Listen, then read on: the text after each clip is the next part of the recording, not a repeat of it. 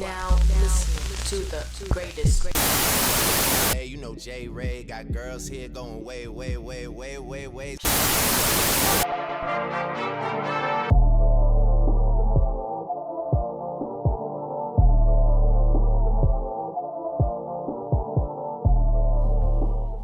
What's good, y'all? Wait, whoa. Is it? Can I hear myself? I hear you. Yeah, okay. All right. What's good, y'all? This is It's been so long, bro. And they know I hate intros. Listen. Good, We're just gonna jump straight into this. My good friend Christian, aka my coworker. We work at Home Depot together. Yes, sir. He's a minister or pastor?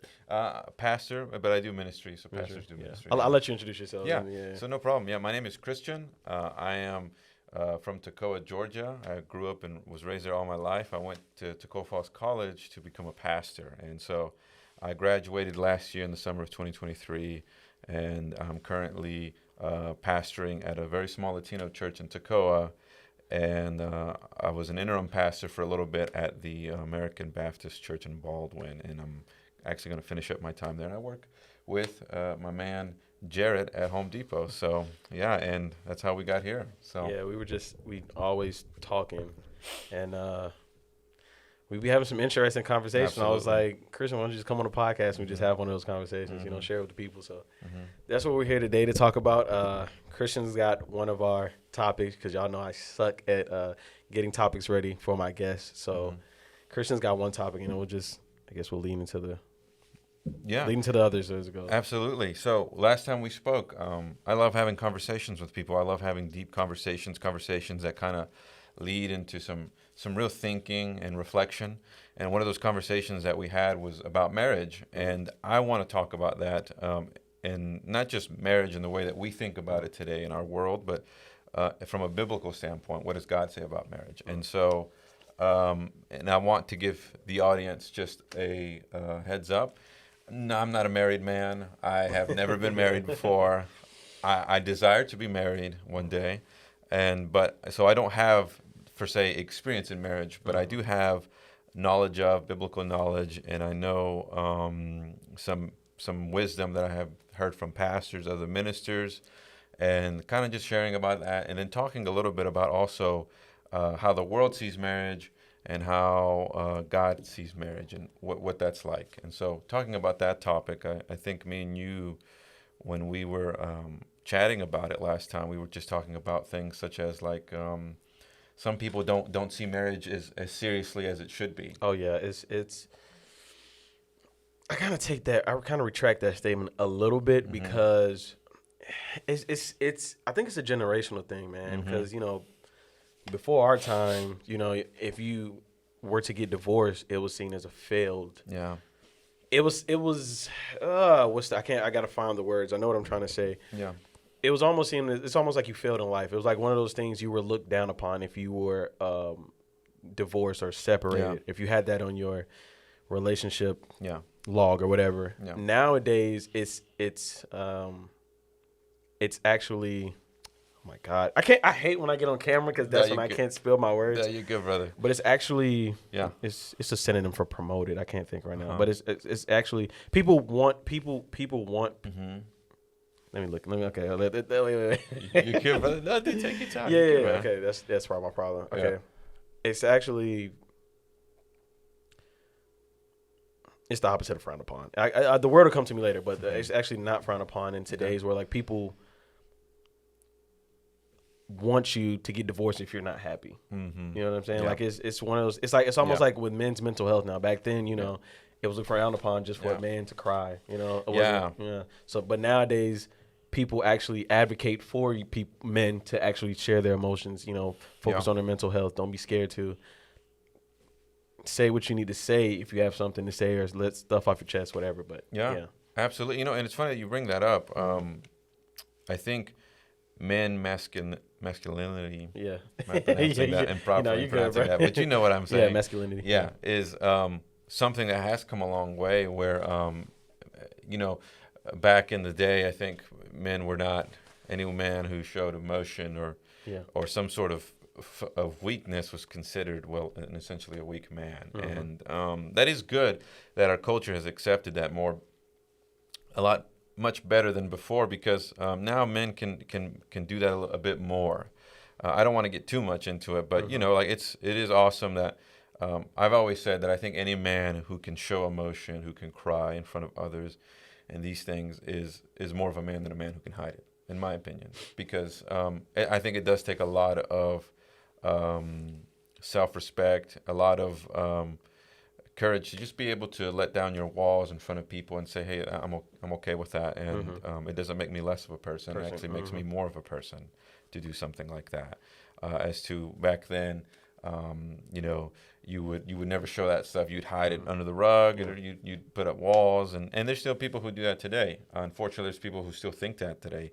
It's funny you say that. I had a guy who I'm not going to name any names, but in a retreat at a conference that I had, we had a guy who came with us, and he was very super like macho, like wanted to be really cool, and drove a Mustang, like buddy was like, he worked out, he had abs, it's like the cool guy vibe, right?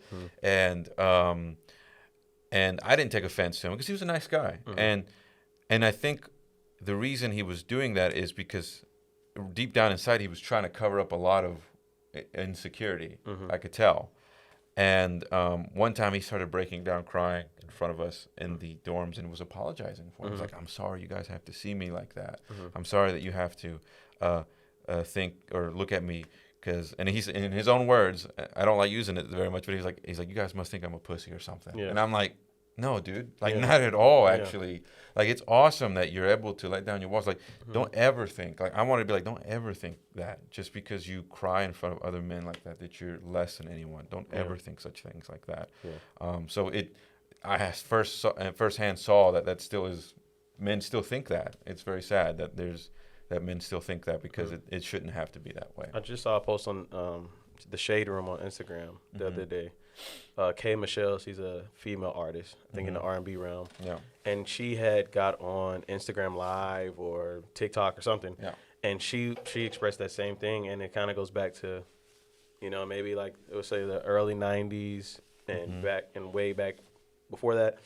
And she said she doesn't like to see men. She said she loves to see men cry, because for what you said, they should be able to express themselves in that way. But also that it makes her feel like she's not safe if it's her man. And I was like, but then somebody pointed out too, not in the comments, it was they reported that on the Breakfast Club, and they pointed out that that was possibly because of her traumas or something she was dealing with back then. But it was, the comments just spilled out. It was, especially the men were like, see, men, we can't be ourselves around women. We can't express ourselves, and it just it's gotten to a point where expressing yourself to me is even deeper than that. Like, it goes back to what you were saying earlier. Our culture has adopted and been more open with that side of things, of how you express yourself. Even I think in the way we dress, what we decide to express ourselves. Like, a lot of men are now, I mean, they've been doing it, but now a lot of heterosexual males are actually painting their fingernails. They're wearing what most would call like a female clothing, I guess you would say. How do you feel about that aspect of it? I feel about that aspect, like men painting their fingernails. Painting fingernails, maybe wearing so-called women clothes.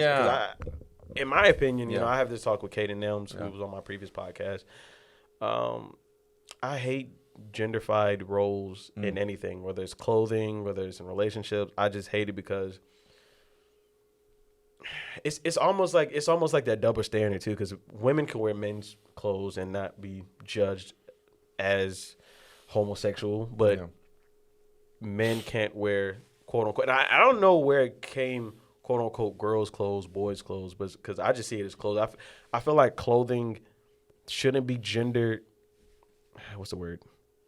Let's just say genderfied. It shouldn't be genderfied because it's how you express yourself. Like, Go ahead. No, I'll go to a whole spiel. So like, to an extent, I do think, yes, like, you have definitely the freedom to express yourself, but let's think about it this way. Depending on let's think about it in this context. Like, imagine you're in the military. Like, let's just use that example, and you're a soldier in the army, and you decide that one day you're gonna put a scarf around your neck that's purple and white dots, but nobody else in your squad is doing that, and it's just you, and your platoon leader is gonna see that and be like, "What are you doing?" And it's like, "Oh, I thought I'd express myself," and it's like, "Oh, okay, that's cool, but you don't do that here. Like, you're a soldier, you uniform like everybody else." And so what I'm getting at is it depends on what context you're in and what position of life you're in. Do you get what I'm saying? So like if you're representing a certain type of, like for me as a pastor, I represent God. And so there are certain ways I should behave and dress and act. Not all of it should be completely dictated, but there are some, I should think in some aspects how I express myself, if that makes sense. You get what I'm saying? I get what you're saying. It's kind of like what you were talking about, how that one time during your class you came dressed in jeans or something, and your professor or your minister was like, "No, you gotta change it." Exactly. That's a very good example. Like, and any pastor, I don't have a real preference. Like, it's more of an opinion, but there are some pastors who dress casually, and I respect that, honestly, because it's like, I think it's in a sense humble. And then there's some pastors who think, when you're behind the pulpit, you need to look sharp. You need to look very well dressed, very well kempt, because it shows to the people you're preaching to how serious you are about being behind there. And I think there's truth in that too, right? Okay. Like, it's kind of like dress for the job you want, right? Okay. Right? Like you don't go to an interview at a job all like dirty, stinky, your hair. You know what I mean? You shave, you dress, you put on a little cologne, you wash yourself before you go to an interview. Why? Because it shows how serious you are about it. So, but I think I respect both sides, in my opinion. Like, I think you can still go up to the pulpit and dress casually and still preach the word of God. And I still think you can dress very, very formally and still preach the word of God. And I still think they're both glorifying means to preaching. So, that's a really good example. I think that was a really great example that you brought it up. So it really depends on what you're trying to represent, where you're coming from, and what context you're in. Okay. Because I was about to get a little defensive. I was about to say, I thought when you come to church, or any church, well, I know it depends on the religion or whatever, but I thought you should be able to come who you are as you are. But when you put it in that context of it shows people that you're serious about the word, now I can see, because it can set the tone. You know what I mean? So, okay, now I respect both ways. At first I was kind of 70-30, and now you. But you explaining that way, and But most importantly, like that's in terms of the minister leader. Now, if we're talking about the people who come into the church, who are congregational members, I think, definitely come as you are. If you don't have money to look nice or dress nice, don't let that stop you from coming into someone's church. Now, granted, unfortunately, there are churches out there who look down upon that, who are like, "Oh, look at this guy," or "Look at this woman who's not dressed nice." Honestly, shame on those people. Seriously, like that people who think like that, who will look at people.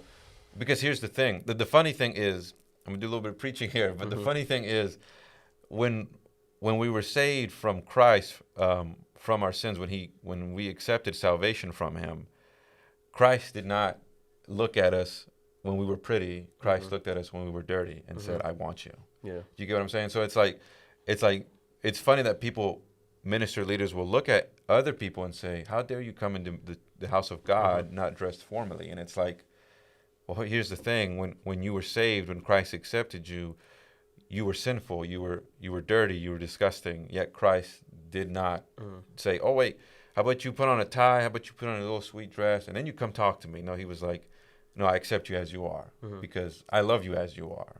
And that's the same way the church should be at anyone who comes through those doors. It's like, brother or sister, a stranger, come sit down. You know what? I want you up at the front of the church. I want a special place for you. And so I think that's how it actually, I know. I think that's how life should be. It should be. I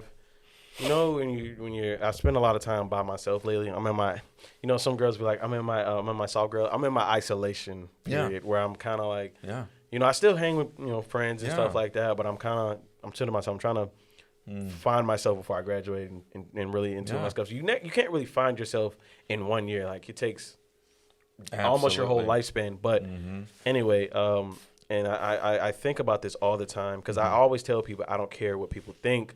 But then again, I'm still human. It's still human nature to, do I smell nice? Do I look nice? Do I look presentable to this person? What is this person going to think if I do this? Whatever. Yeah. And I just come to the fact, like, where has that rule come from? Like, it's like a societal standard, non-lawful rule that we have to care about what other people think too much, to where it kind of hinders who we want to be as a person in this world. You know what I mean? Just that simple thing of somebody making fun of me because I'm wearing, for example, because I'm wearing pink flip-flops. Pink is a girl's color, another genderfied thing, but it's more like, I just like the color pink, and I like the way these feel, and they're comfortable. Yeah, there's nothing wrong with that.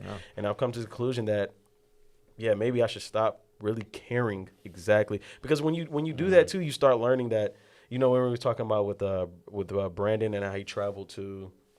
Remember, he like quit his job for like 2 years, but he was still traveling the world.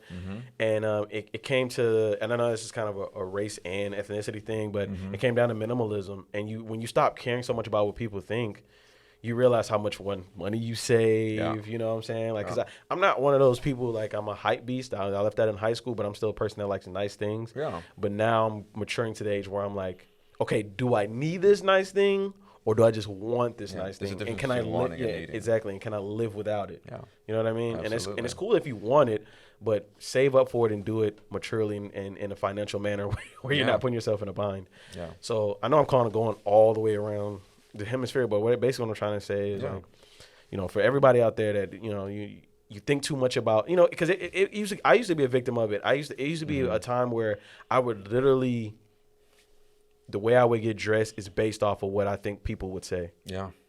Like, oh, no, they're not going to like this, or are they going to say this is nice, or this is crazy. I'm crazy for wearing this. And now I just gotten to the point of maturity where I'm like, what fucking rule is that? Excuse my language, because I know you're good. No, you're good, bro. But what fucking rule is that? Like, why am I, like, the last fucking 10 years I haven't been happy or been able to express myself. Like, I should look in the mirror and be like, hey, I want to do this for Jared. Like, I think this looks nice. Like, you look good, no matter what anybody says. And that's just my thing. And I try to do that. Even the people I just meet, and I try not to be a dad and try to spill the word to them like that. But, dude, it when you notice it in you realize, like, damn, it's a lot of people that probably go through this and probably haven't come to that realization or that epiphany moment like me. Like, dude, I don't care. I don't care what people think, And it's funny you say that, because when I was in school for going to be a pastor, one of my professors was like, he said, I don't remember if it was in my spiritual care and counseling class, because as pastors, we also have a counseling. We do a lot of preaching, but one of my friends said that like 10% of the work that pastors do is on the pulpit, but the rest is on the ground floor, where you're actually ministering, you're talking, you're counseling to your people. And one of the things that he said was to us that it was like, often when you're young, you think a lot of people are watching you. Yes. But a lot of them actually aren't. They're not. Because you know why? Because they're too worried about themselves to think about you. And so, more often than not, this person is looking at themselves far more than he looks at you. And it's so sad that we keep getting in this mindset that we think that people are always constantly judging us. People are always thinking that, and there's some people who do, but at the same time, I definitely think, because I also was a very huge victim of it. Growing up was like, I always thought about what people would think I would say. Yes. What I would do. And then right, like, even sometimes in life you'll make a mistake doing something awkward and be like, that was the most cringiest, most blah. And honestly, bro, they're gonna forget in 24 hours. Dude. Because life is more than just, you know what I mean? Because they have other problems they have to worry about. Yeah, they might think about it and laugh for a few seconds, but after that, they probably won't ever think about it again. Yes. More than likely, like, they're gonna forget in 24 hours. So it's like, really, there's no point in you losing sleep over that. Every day, everybody has been through a situation just like you have. You're no different. I just think we're really good at giving ourselves really negative thoughts in those situations. So, it makes sense. You took the words right out of my mouth. Like, nobody's going to care that you tripped and fell in front of the whole school after, like, 6 years later. They're just going to remember you as, I think he was just that guy that went to our same school. So. And even if they think about it, they'll think about it and laugh maybe for a few seconds, but then it's right back to reality. Like, they have to worry about bills, their maybe significant other, just more important things to have. Exactly. And it's like, I think, now I'm not a victim anymore. I live life for me to the best fullest, just expressing myself no matter what I think people are going to say or what they're going to do.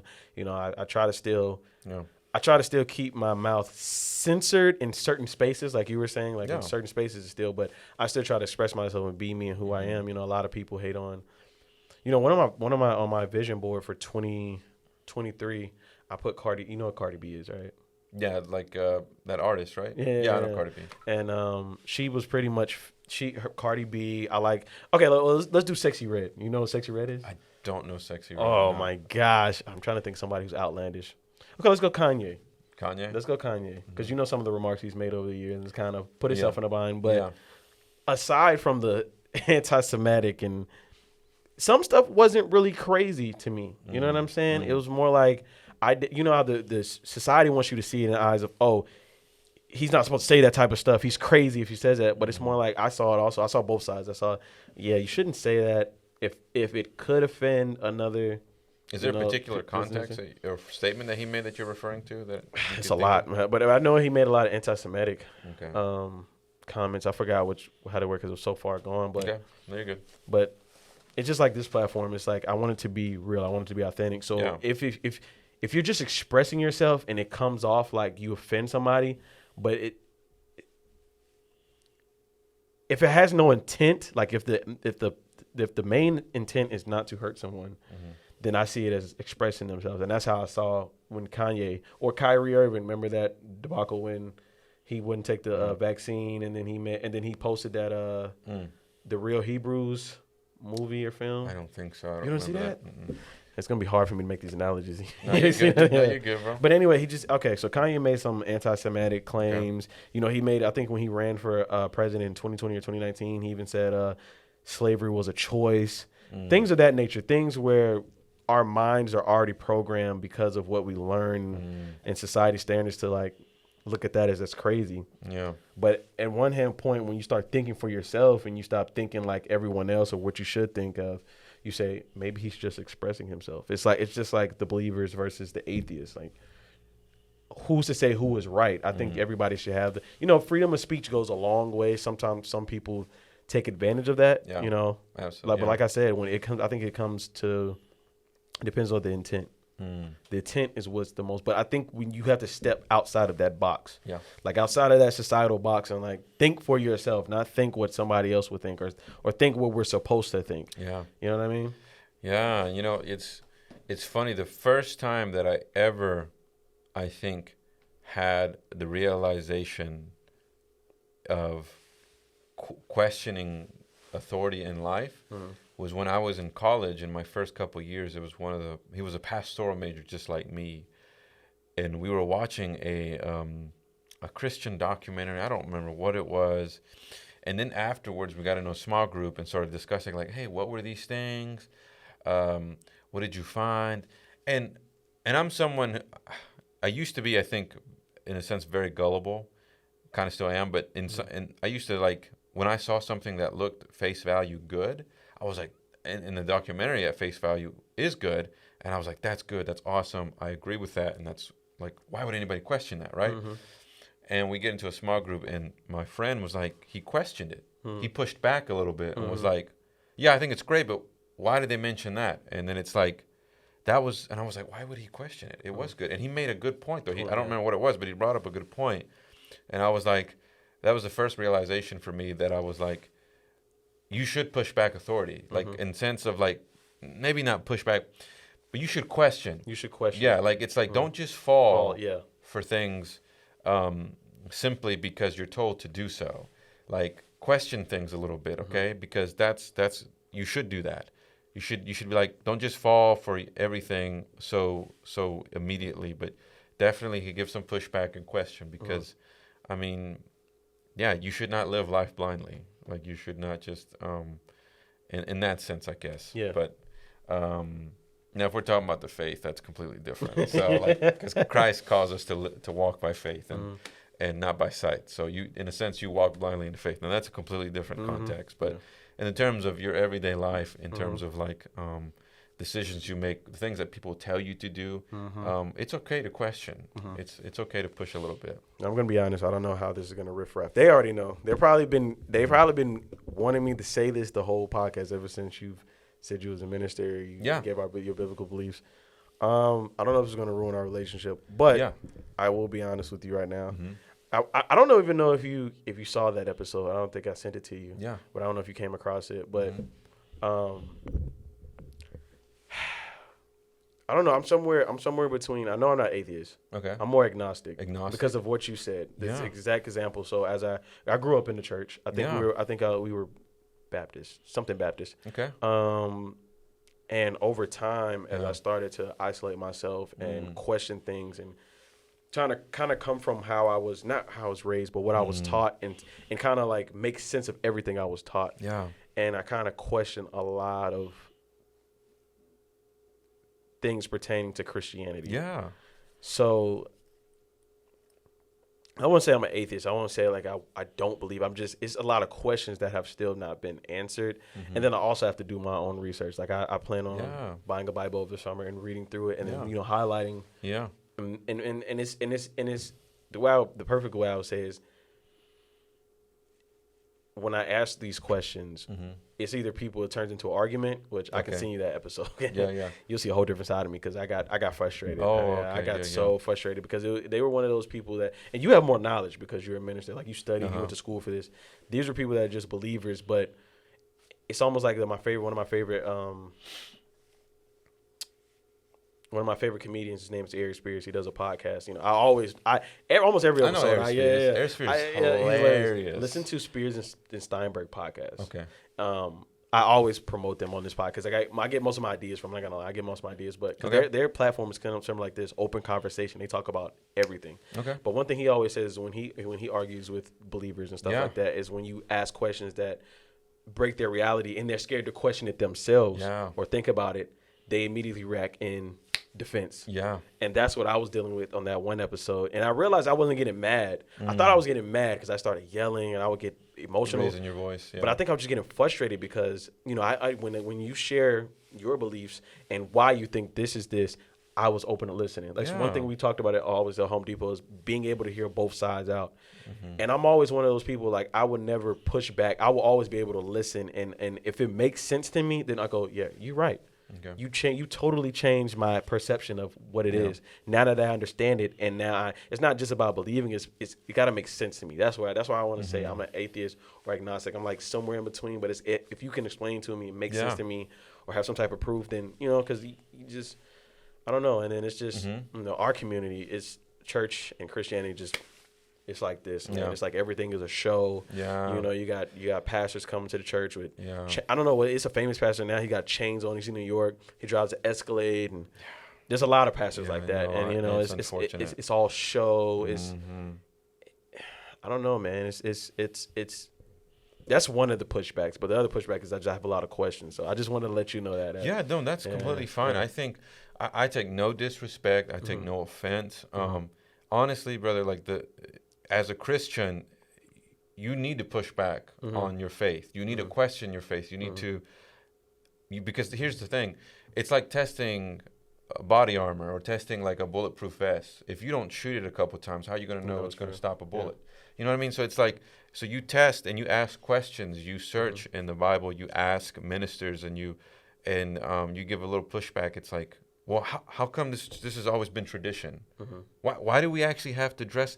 It's funny. One of the girls that I'm talking to, who is a friend of mine, I'm not talking to her, but who I associate with. Yeah, so I associate with. She is of Mexican background, like just like me, and she goes to the college, and she's actually wrestling with her upbringing of how her church does things. Yes, that's the whole thing goes back. Push back a little bit. Question, why do you do things? And she would be like, Mom, how come we need to do, I don't remember what it was, but she was like, how come we need to do this and this? And she asked respectfully, no disrespect. And her mom immediately slapped back, was like, don't question those things. Don't, like she's like, don't worry about it. Yeah. Just keep doing what you're doing. It's like, no, that's not healthy.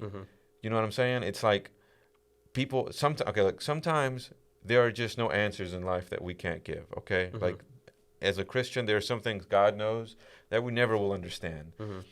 But when you see someone snap back or get aggressive because you simply ask a question, that's a red flag. That's what I was about to say. I didn't say the phrase right. When Ari Spears does it, because he asks questions like me, but he's older and wiser, so his questions are more in depth. And He's a smart guy. Yeah, exactly. Dude, I promise you, I just found out like how smart comedians are. They seriously are. You don't realize it because they can think quick. They can think quick on their feet, and they're the smartest people. Like if you look up D.L. Hughley's Vlad interviews, go look that up. Dude is ingenious. But anyway, he's like, when you ask certain questions and you shatter their delusion, that's when the defense comes back. But it's almost like I stopped getting mad, and I guess I bring the wrong people on this platform too to have the conversation. Because if you're only one-sided, how can I have a conversation? And then that's when I get frustrated, and I'm like trying to. But anyway, when you shatter the delusion, it's like what you said. When you shatter the delusion, they immediately get defensive, and I got to a point where I don't even get mad at them. I just feel sad for them that they don't have that. They haven't reached that something that in their brain to click and go, I should be able not to think for myself, but more. I should be able to question things. I should be able to have that ability to take a step back and look at things from a wide lens. You know what I mean? Yeah. And was there anything in particular that you had a question about the faith? Dude, that's a whole nother episode. We got another episode coming, but I want to say 3 things now that you brought it up, though. Okay. That now I'm more. Forget the in-depth questions. Even if somebody was to come, like, cause even if me and you had a conversation, you would make it make sense. There's still things morally I just could not agree with it in the Bible. Homosexuality is one. Male gender roles, some things that they say in the Bible. And then the third one, while you was talking, I was thinking about it. I was like, yo, you made me think about it. The easiest one, thou shalt not judge, but some of those are contradicted because the homosexuality is judging one's nature. I mean, I get it. I get it. Maybe if I don't want to say this. I don't want to like offend you. No, you say whatever you want. I'm not, if God is real and he put a male and a female on earth to reproduce, and that's the only sexual, whatever you want to call it, intimacy that's supposed to happen. Yeah. But then it's also, I don't know what verse it is or what Proverbs or what sermon or whatever.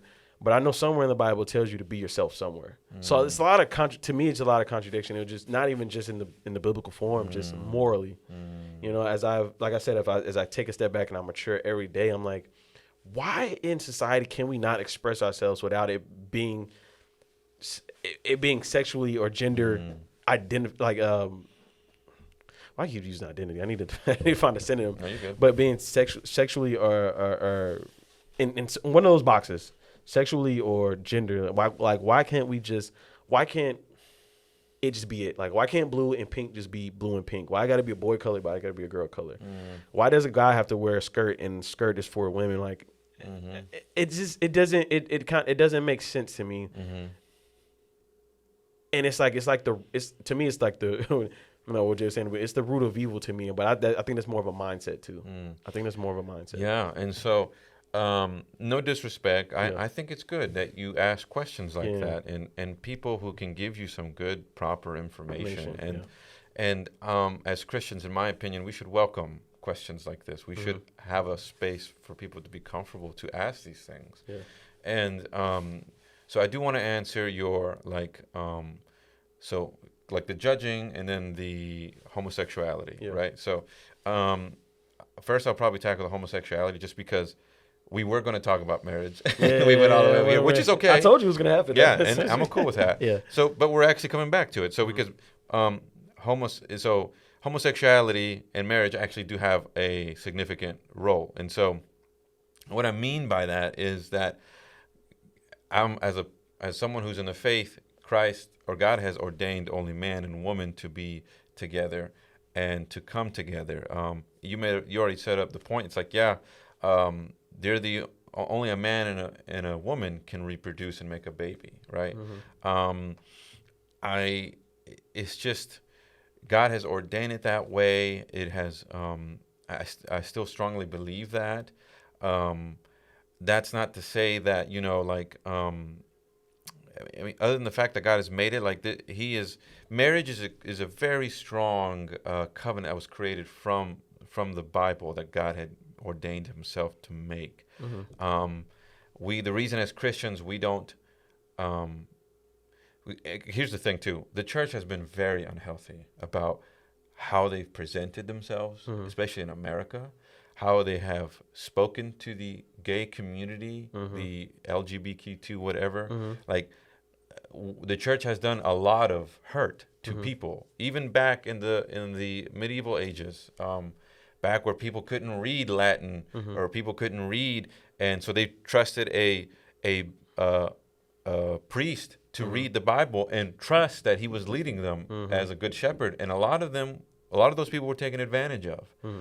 And so essentially, like, yes, like we believe that it should be a man and woman. That being said, how we present it to the people is another thing. As Christians, we should never water down. We should never look. Here's the thing. I'm going to say that I believe that marriage is made for man and woman, and it was a thing that was established for married couples who are in the faith. That doesn't mean I see you less as a person if you're homosexual. It doesn't mean that you can't come to my church and I can't talk to you about the Word of God. That doesn't mean that I look at you any less. That doesn't mean, and people want to make this thing where it's like, well, if he's gay or she's gay, they've committed the ultimate sin, or it's like they're more sinful than I. But it's like, okay, no, that's not how that works. And people also think that all sin is the same. That's not true either. They're not all the same. That's another topic. But people will look at homosexuals and say, he's struggling with homosexuality. At least I'm not struggling with homosexuality. I'm just struggling with lust. No, that's the same thing. Yeah. Like a straight man or a straight woman who struggles with lust is essentially not any different than someone who's gay or who's a homosexual. In that regard. But God has created to be a man and woman. I know that doesn't really answer a lot of the question. Other than the fact that God has just ordained it to be that way. But as Christians, I don't think we should see those people any less. No, we shouldn't. Like, we should definitely approach them with open arms. And the church has not done a good job at doing that in the past. They have banished those people. They have said very awful things. And then you want to wonder why people are resentful towards the church, who are resentful towards Christians, because why we haven't represented Christ well in those areas. And the judging thing. So the Bible at face value does seem contradictory in a lot of places.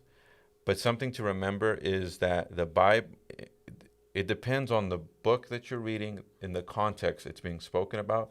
Because Christ does tell us don't judge others, and when he's saying judge in that context, he's saying like, for an example, like he gives like one of the verses was like, how are you going to judge someone about the sawdust or the splinter they have in their eye, but not even look at the log that is in yours? And so he's mainly, I think, talking about just ugly, just inappropriate judgment. And just resentful judgment where it's like you have no right to be speaking to that person about that particular thing when you yourself are struggling with it. And it depends on where your heart is coming from when you tell that person, because God actually does. There's a good kind of judgment and there's a bad kind of judgment. Does that make sense? So, like, for an example, God forbid this ever happens. This is just an example, but let's just say. You know what? I'll use me as an example. Let's say I'm struggling through drugs, and you see me struggling through drugs. I'm doing like hard drugs, and you look at me and you're like, Christian's going through some rough stuff, and he doesn't need to be doing that. And you come up to me and you say, Christian, bro, I care about you. Stop doing that. You are judging me, but not because for resentful or negative reasons, but because you care about me, right? So that's a good kind of judgment. If you know that your siblings are doing something you know they're not supposed to be doing, you're gonna come up to them and as a brother in love and say, hey, what you're doing isn't okay. And I say that not because I want to make you feel bad, but you need to know this and you need to stop. So what do you say to some people that say that some people bring up homosexuality as a sin, and they say that it's in the Bible that it's forbidden or it should be frowned upon. What do you say to those people? That it is forbidden. I don't think, when we look at sin, I think somebody says it very well. Hate the sin, not the sinner. You know what I'm saying? So hate what is the sin itself, but don't hate the individual who's sinning. At the end of the day, we all fall short of the glory of God, and in a sense, God tells us that every single human being is evil. We are evil, and we are desperate, and we need the Lord. And God asks us, but even when he looked at us as sinners, he still loved us. He's like, I hate that they do sin. I hate that they're in that sin, but I love them because they're created in my image. I created them. They're my creation. And so I'm going to send my only perfect son to die for them. I don't think they need to. Actually, I know they don't need to hate the sinner. They need to hate the sin. Love the person, but hate the sin that they do. You know what I'm saying? I think it's hard to separate that, though, because, homosexuality is within oneself. So I think to separate those two is hard. But, I mean, it's good we're having this conversation, though. These types of I love. Yeah. Also, I was going to ask,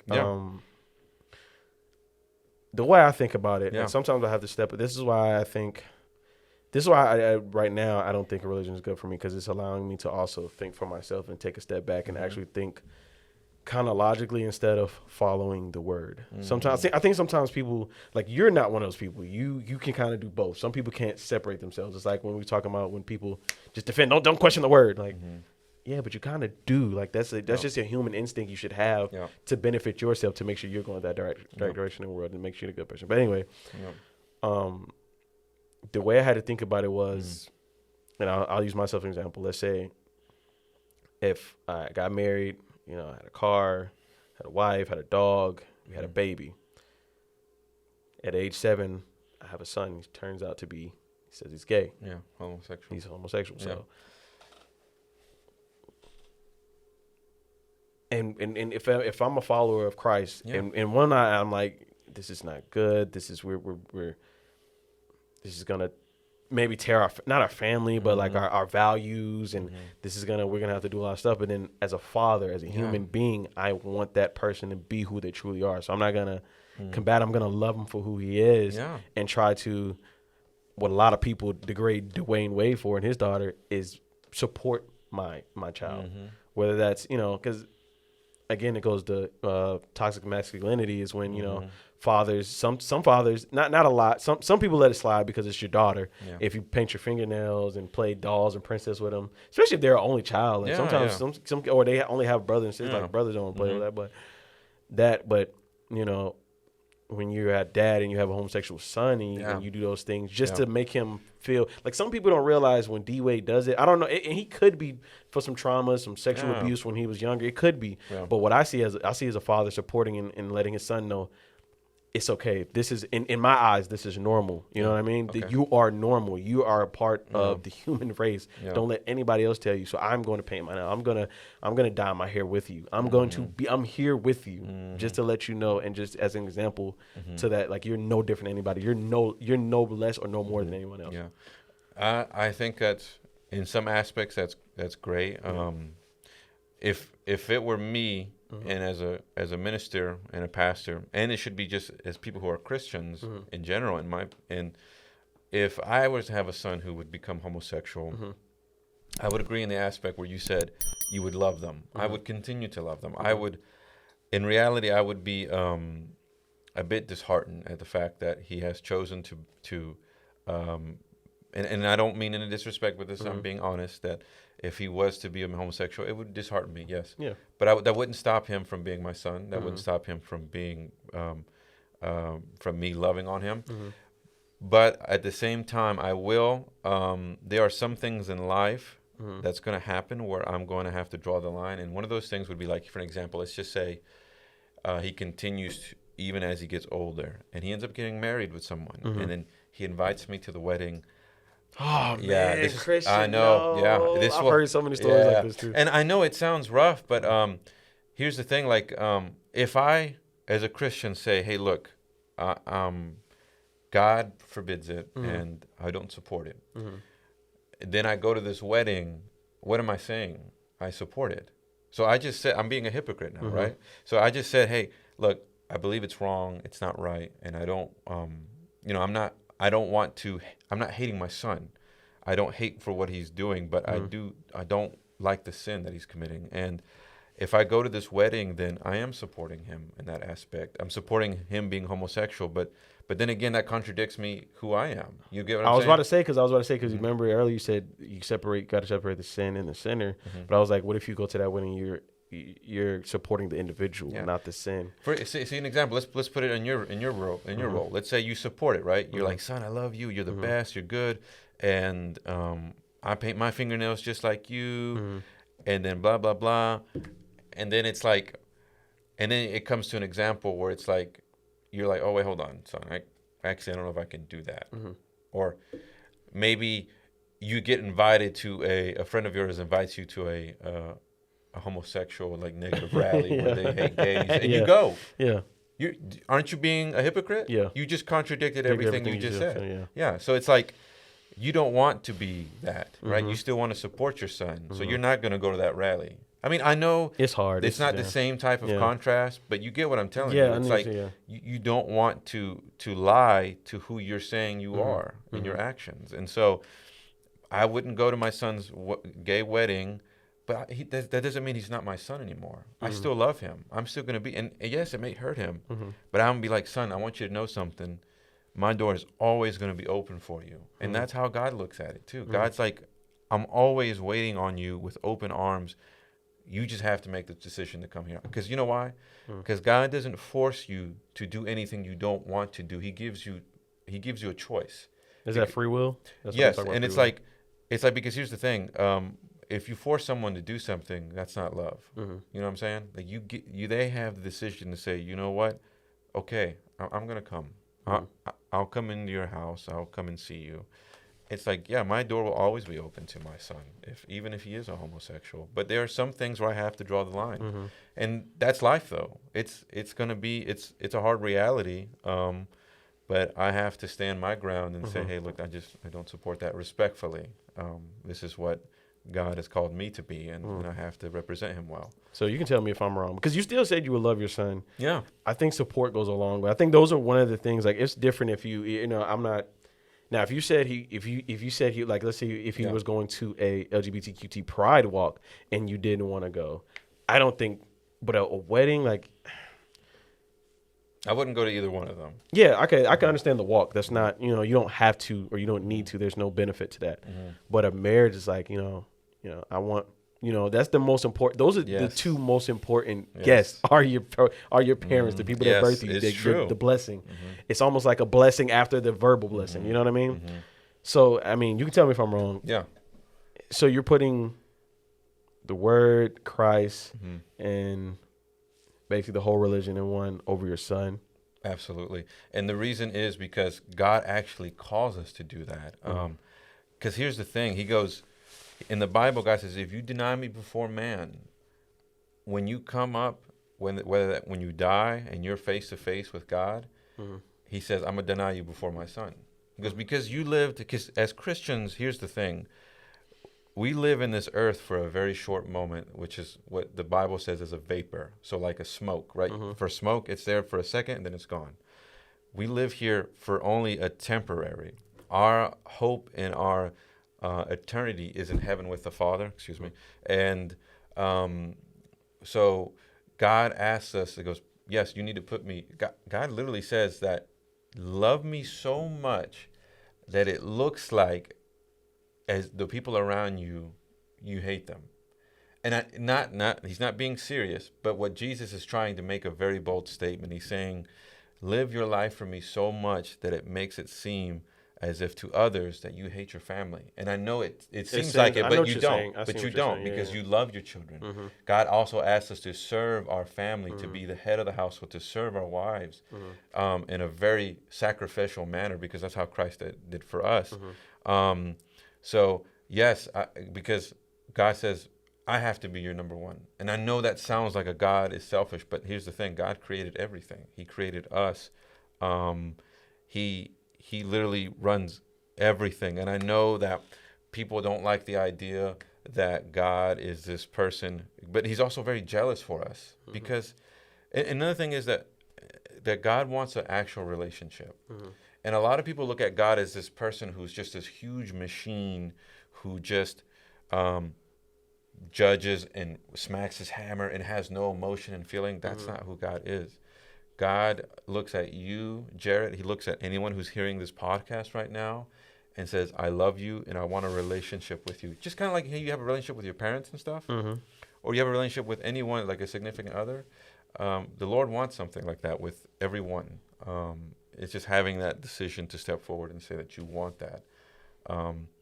And honestly, it's hard to also explain because some people are not in the faith, so they won't entirely get the whole thing.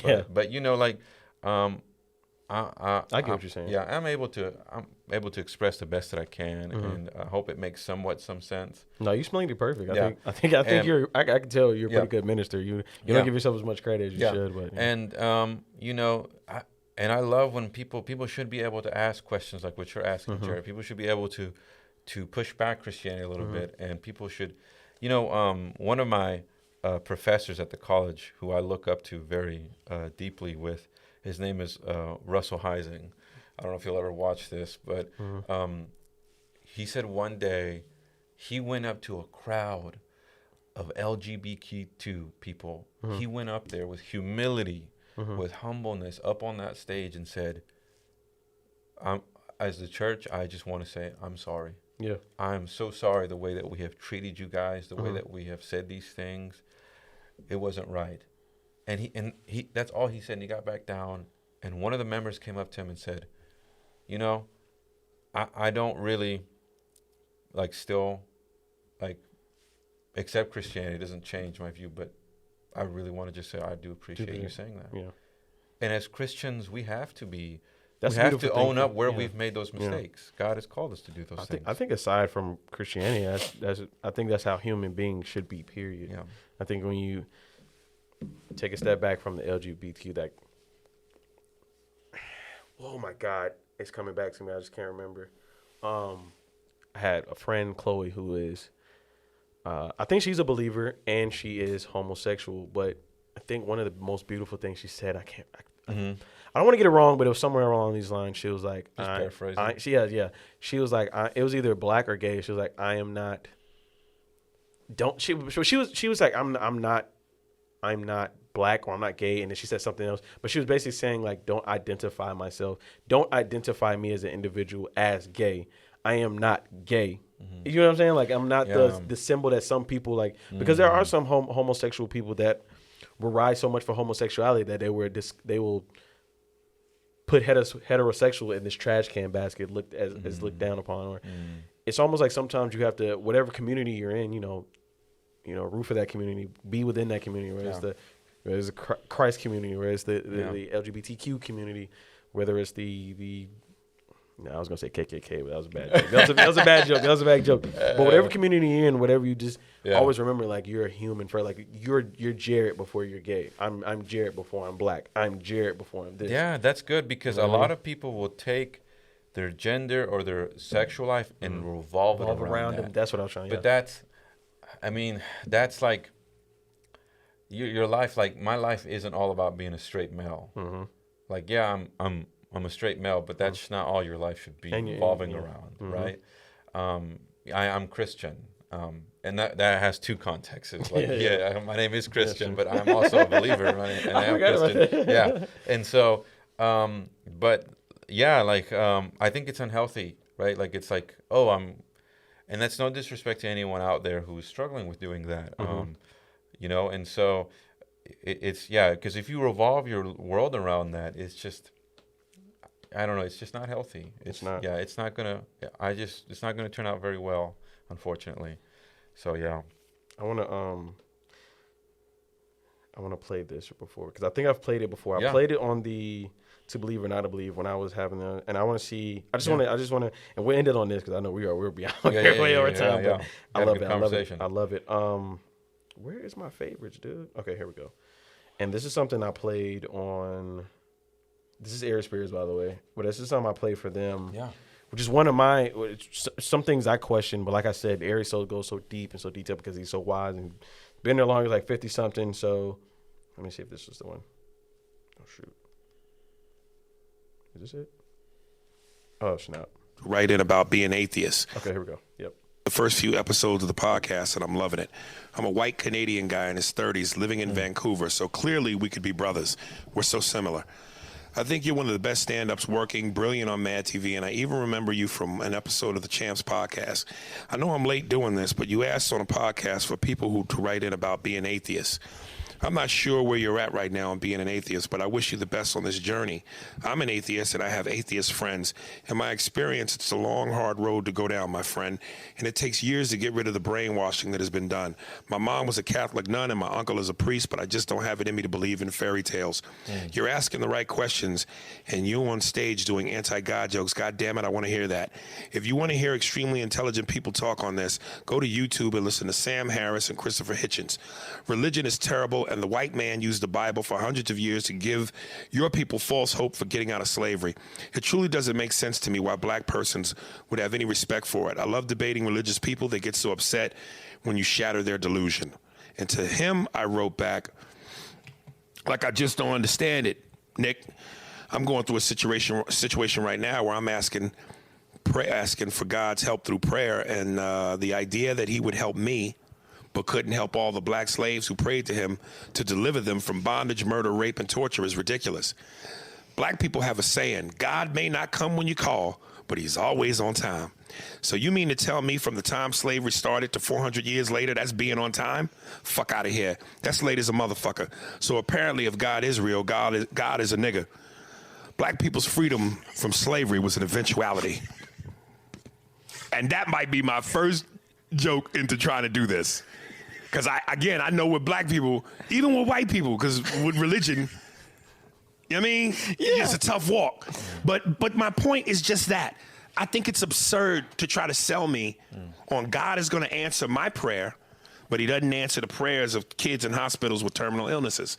God is going to answer my prayer, but he couldn't answer the prayers of niggas who had been in bondage for 400 years. And I know there are black people that will hear that and go, the day they got freed, good Lord done finally answered, good God is good. And again, freedom for niggas was an eventuality. So I don't know how much God played into that. It was eventual niggas was going to be free.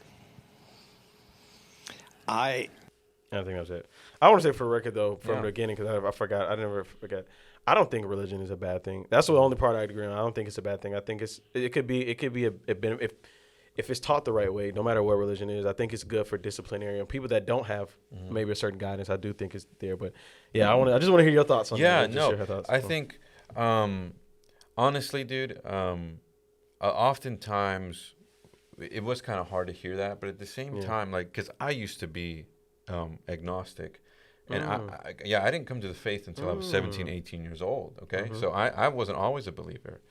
So before you, I want to ask a quick question. Yeah. So when you were an agnostic, were your parents Christians? They were. So they came from Mexico. In Mexico, everybody knows that it's a very big Catholic background. But when my grandparents also were there, but they transferred from being Catholic to Pentecostal.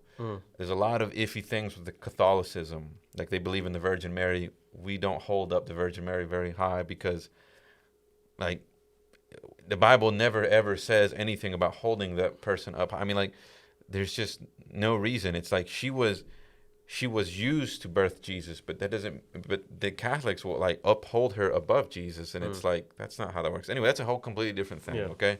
Yeah. I just wanted to know. No, you're good. So we're Pentecostal. So they came from there. So I wasn't always a believer, and I became into the faith later. And I can hear it in their voices. I can hear it in their statements. There's a lot of hurt. There's a lot of pain, and a lot of people say things out of pain. And he brings up good things where it's like, if God is real, then why did he let those things happen for so many years? If God is good, then why did slavery happen for so long? Why did why do so many people die of war? Why do so many people die of cancer and disease and all this? And that, my friends, is essentially, that's from the fall, from Adam and Eve. They took of the apple, they bit from it, when God specifically said, don't do that. He gave them a warning, and he told them exactly what the consequences would be. And when they did that, that's when the fall happened. They were kicked out of the garden, and sin came into the world. It came into us. And sin means death. Sin means disease. Sin means hurt, war, famine. And guess who does that? People do that. Human beings create these things. That's what we've done. God did not create slavery to make people suffer and to die. But that was a creation of our thing. A lot of people say the word religion. They say religion. And that's me. Yeah, and that's okay. Okay, we get it. And so, like, there's no disrespect for that. But every time I hear that, I'm like, it's more than that. No, Christ is life. Christ is, and people might look at me and be like, oh, he's one of those crazy Christians, right? Where it's like he's absurd, or he's one of those radicals. And it's like, you can say whatever you want. But at the end of the day, I promise you, there's nothing else in this world that's going to last you. There's no other answer. Like, you can't explain everything, but there's someone in heaven who knows everything. And as human beings, there's just some things we're not going to be able to fathom. Sin is a result of everything that you see around you. Why some people on the other side of the world are starving, who are children, and why here in America we have it good? I can't answer that. I really couldn't, because that's just that. I mean, it's the reality of things. I'm not sure why it's like that, but each side has carried their own types of issues. That's for sure. I respect that Eris and the other guy have there's just some things that they don't find that make sense, and I get it, and it's good that they ask those things. I don't hate Eris for saying those things. I don't hate the Canadian guy who says that. Anyone out there.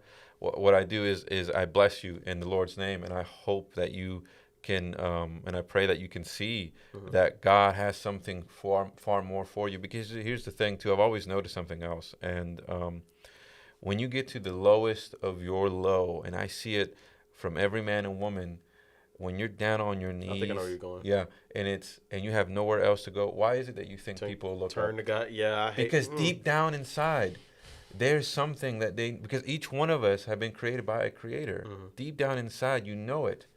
But it's just, when are you going to accept it? Because it's there. And I didn't accept it for a long time, but when I was brought on my knees and I saw who Christ was in a way that no one had ever explained it to me before, I said, this is someone who I'm going to give my life for, and I'm going to follow for the rest of my life. And I will preach it. Even those who say ugly things, even those who want to ridicule the faith, I bless you.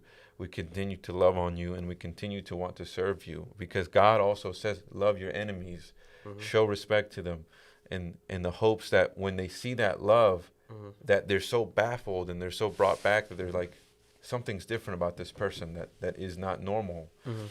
I know we've gone over. I did want to share the gospel, if you don't mind. Yeah. I just want to say, I don't know where you are in life. I don't know where you're coming from, what you're struggling through, what you're going through. But there's a God out there who loves you very much, who cares about you, who sent his only son named Jesus Christ, his perfect son, who didn't do anything wrong. He was perfect in every way, but he chose out of his own love to sacrifice himself on the cross for your sins. And not only that, when he suffered through that, he rose up 3 days later, defeating sin and death, and he holds the keys to life. And anyone who accepts Christ and calls upon his name, and who accepts it, confesses it with their mouth, and accepts it in their heart, is saved from eternal hell and damnation. And you have an eternal home with him. And my prayer and my blessing to you is that I hope you can see that, and And if the church has done you wrong, I want to apologize on my behalf and just, God bless you and may he prosper you. And I'm just thankful to be here. Yeah. So, yeah, bro. I appreciate you coming, man. Yeah, That was no a great problem, conversation. bro. Yeah, man. Yeah. It started a little slow. Yeah. And then it got building. But I hope you come on here again because I still. Yeah, bro. Then we can have that question talk because Yeah. one of the episodes I wanted to have before I even did the To Believe or Not to Believe with those people, and it's funny because they're not even we don't none of them. I only talked to one of them now, but the other ones we don't really talk as much. Yeah. And it's funny because I literally spoke that into existence. I guess you can say it's my fault or whatever, but I just knew based off the conversation we had and the argument, I was like, yeah, they probably won't be friends because they never. It's funny too because the thing I hate most is when those super hard believers they try to kind of push it on you. You know what I mean? Or they judge you because you're not that. Yeah. And it's funny because when I told them on camera, you can see their faces like, oh, I would have never thought because of how he carries himself, the way he talks to people, his morals is similar to Christian values, but he's not a believer. And I was like, yeah, because in my opinion, no offense to you, I think you can still be a great human being in this world without the guidance of Christianity or Buddhism or what is it? Any other religion? What's the Muslim? Because I actually because I took a World of Religions class semester, and that's really what amplified my inner tuition of. There's some questions that are not answered. It's just, but when I took that class and we talked about Christianity, Buddhism, is it Judaism? Bunch of other things, and there were like things that were popping up. There was like, one of them was like, I'm not gonna say which religion, but one of them was like, one of them was like a lot of myths. It's a lot of mythology. Okay. There's myth. There's no correlation to existence. There's no evidence, no revelation, stuff like that. And so I was like, so I haven't been just having crazy thoughts in my head. There's some truth to what I'm saying, but there's also probably, if I was to go to, I don't want to say the wrong concept, but it's somebody who's Buddhist and go to a what are those things they pray in with the orange? I don't know. What I know they're monks, like so robes, we had the robes and stuff, but I don't know. I forgot the place. They're called like the place where they meditate and pray. It's like a temple. Temple, yeah. There we go, temple. Okay. But anyway, yeah, I was trying to get him on here. He was our professor, Rev Tim, they call him. But he ended up leaving, and now like he will not help anybody at the school. I guess it's like a contract thing, but probably shouldn't even be saying anything. But yeah, I just want to thank you for coming on. Bro, and next episode, I'm gonna have those questions for you. Yeah, if you want to come on, for sure, and we can go back and forth because I think this is the most beautiful thing. I think this is one of the biggest reasons I started this platform because I think when it comes to racism, when it comes to we're gonna just call it religious bias. I don't know the exact smart word for it. When it comes to all types of issues in the world, the problem is both sides don't sit down and have a conversation about it. It's almost like either it's one uncomfortable or it's a conversation they're scared to have, especially on public platforms like this because they're scared of what it would do to their platform or who people think they are. But it's more beneficial than you think it is. It has negative impact because we can come to probably better resolutions. We can probably end some of these problems if people would just sit down and have these open conversations. But you also got to be willing, like we said, you also got to be aware of yourself and be able to listen and see both sides, not just your side, not just be defensive and whatnot. So yeah, I think definitely, hopefully, I have you on again. Yeah, bro. Definitely gonna bring my questions. Yeah, man. And we're gonna go back and forth. And we're gonna, figure this thing out. Yeah, and just to my Latino brothers and sisters out there, I just also want to say, Dios le bendiga, and God bless you. So yeah. Hey, bro, I ain't doing. I look. I'm about to charge you for that because that's extra translation editing. No. But you got any socials you wanna? I'm on Facebook. I don't use Instagram, unfortunately. I mean, I still have an Instagram account. I think it's like Chris_G, but I'm on Facebook. It's Christian Gonzalez. I mean, I don't have really any socials, but yeah, man. All right, that's about it, really. So this is what I do. I hate intros and outros. This is why I do my awkward outro. Listen, if you don't laugh, but there you go, bro. You're not gonna do those. Thank you for watching. No, I really thank everybody for watching. If you're watching this on YouTube, make sure you like, comment, subscribe. Tell us what you liked about it. Tell us what you didn't like, what you want us to talk about on part 2.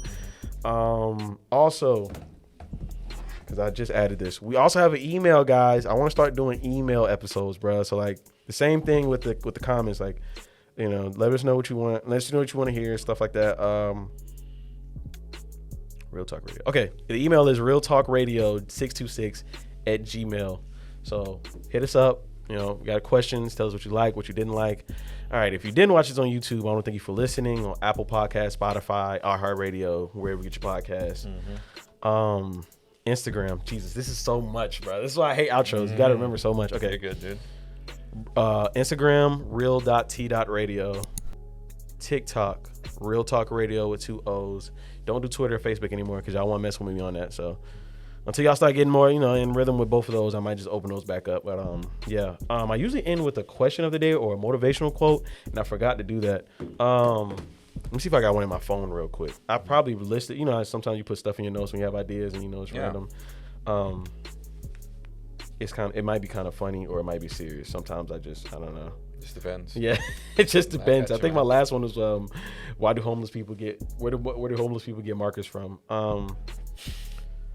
Yeah, I really don't have a motivation, but I want to end one. I want to end with one. I don't want to start to beat over. Because I gotta end with. Do you have a motivational quote for us, Christian? There's one that comes to my mind is from a pastor named Vadi Buckham, and he says, "More today than yesterday, and better tomorrow than the day before." Something like that. So essentially, we're saying just always be better every single day, more than the day before and the day after. So yeah. All right. Well, you heard it here, folks. That was the words of Christian Gonzalez, aka, and he got it from whatever source. I forgot the guy's name. Vadi Buckham. He's an awesome pastor. Definitely should check him out. He's a very cool guy. All right, bet. High respects. All right, guys. We out.